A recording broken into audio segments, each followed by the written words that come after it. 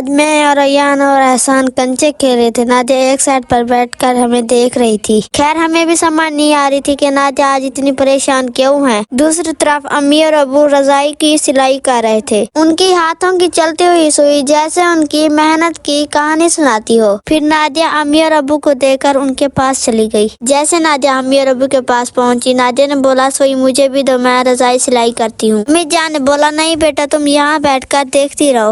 Nadia نے بولا امی جان میرا بھی دل کر رہا ہے میں آپ لوگوں کی ہیلپ کرواؤں۔ ابو جان نادیہ کی طرف دیکھ کے بولے نہیں بیٹا، تمہارا بیٹھنا بھی ہمارے لیے ہیلپ ہے۔ اللہ پاک آپ کو سلامت رکھے، بس ہمارے ساتھ بیٹھی رہو۔ خیر نادیہ نے بولا کہ ابو جان میں اللہ پاک سے دعا کرتی ہوں اللہ پاک ہر مسلمان کو آپ جیسا ماں باپ دے۔ پھر امی جان نے بولا نادیہ تم بیٹھ کر سیکھو، کل رضائی سلائی کریں گے، تم خود ہی سلائی کرنا۔ نادیہ نے بولا چلے ٹھیک ہے امی جان، میں بھی چاہتی ہوں ہمیشہ میں آپ لوگوں کا ہاتھ بٹاتی رہوں، اور ماں باپ کا پیار ہمیشہ لفظوں میں نہیں ہوتا، کبھی کبھی اس طرح چھوٹی چھوٹی محنتوں میں چھپا ہوتا ہے۔ ان کا ایک ایک ٹانکا ہمارے لیے ان کی دعا اور ان کی قربانیوں کا نشان ہوتا ہے۔